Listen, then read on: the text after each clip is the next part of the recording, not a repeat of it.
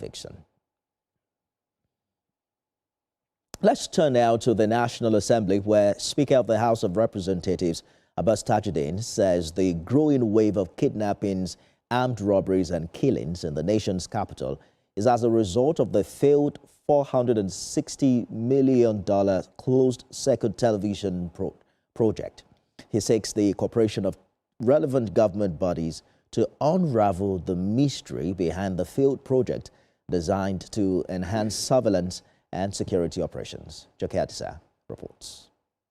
$60 million project was facilitated by a Chinese loan launched in 2010 by the then government to improve the security of the nation's capital. It was designed to install CCTV cameras in the Federal Capital Territory in the wake of a spike in insecurity, but poor execution, mismanagement, inflated contracts, and corruption marred the project. 15 years later, the project remains in the pipeline, and the House of Representatives inaugurates a committee to launch a probe, even as successive governments continue to offset the loan. The Speaker insists citizens deserve to know how the loan was disbursed and why the project remains a mirage, but assures every legislative tool will be deployed to ensure accountability and improved security. To the chairman and members of this other committee, you have been entrusted with a sacred mandate. Your task is not to witch hunt, but to underscore the truth, conduct a thorough and forensic investigation into the status of the 460 million naira CCTV project. Chair of the committee, Donald Ojogo, said the worsening security challenges in Abuja had turned the city into what he called a theater of fear.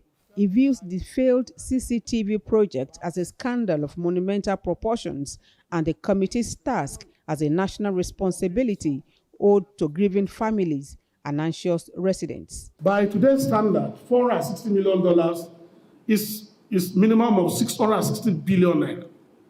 And you know what that can fund in our national budget. So that will not be allowed to go into the waste bins. But like we have stated, the mandate of the Speaker is clear. Our mandate is also clear. We are on a truth hunt. We are not on a witch hunt. The committee's mandate includes a forensic investigation into the project status, operational capacity, level of integration with security agencies, and reasons for its failure to deliver results. The panel is also to provide actionable recommendations to salvage the vital project, secure value for Nigerian people, and propose concrete measures to restore security and public confidence. Joke Adisa, TVC News, Abuja. Let's bring in Executive Director, Center for Public Accountability, Lufemi Lawson, for more on this development. Mr. Lawson, thank you for joining us on the news this hour. The $460 million CCTV project has been stalled for close to 15 years now, despite a Chinese loan. What does this tell us about accountability and oversight in large-scale federal security projects? Thank you, Nifemi. I want to sincerely hope that the latest probe by the House of Representatives, even though very necessary, will not end up as another academic exercise by the National Assembly. And I think it is time for us as a nation to get serious about this issue of anti-corruption. If you recall, between 2016 and now, there has not been less than 5 probes by National Assembly, by EFCC, into this same failed $460 million CCTV contract. And you can imagine why, as a nation, we sit back and overlook for no reason a contract worth over 600 billion naira, already awarded, and that, as I speak, as of 2023, we have paid over $60 million in servicing that loan. That $460 million loan, amount for this CCTV project for Abuja. And today, what are we having on our hands? Abuja is one of the most insecure cities in Nigeria today, whether you like it or not. It is in Abuja, in the midst of the capital, that people are kidnapped, people are taken by one chance, taxi robbers, and all sorts of crimes and criminalities. because of the failure of that project.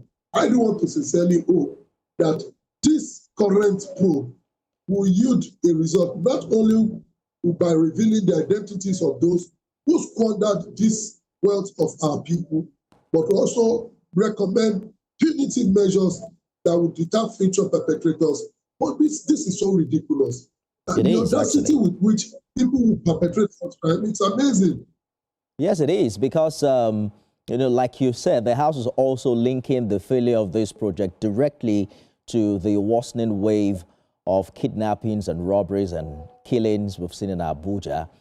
There are also conversations as to the immediate measures that government must take now while this investigation continues. But are we learning some lessons here?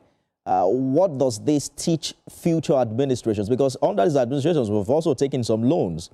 How are we managing foreign loans, procurement and surveillance infrastructure in such a way that Nigerians can be confident that these monies actually are meant for what they are borrowed for?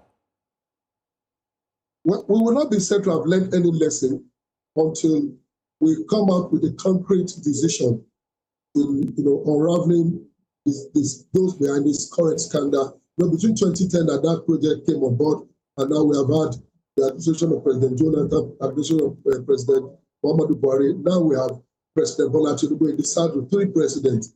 And none of these 3 presidents have been able to bring to book the perpetrator. So what does it mean for the future of this country, for our capacity to access such facilities in future, for our capacity as a nation to use such facilities to develop our infrastructure in future? It spells doom.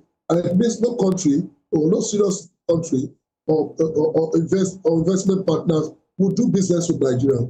That is why it is very imperative that the current probe yields the needed result, and not just the kind of probe that we have experienced, particularly in the National Assembly over the past. We must be ready to name and shame perpetrators of this scandal, and that is the only way, one better way, can deter future perpetrators, and of course, build confidence in people who want to invest in our country to support the nation in the area of such infrastructures in the future.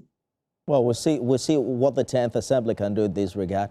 Mr. Lawson, thank you for talking to us. Thank you, Lufe.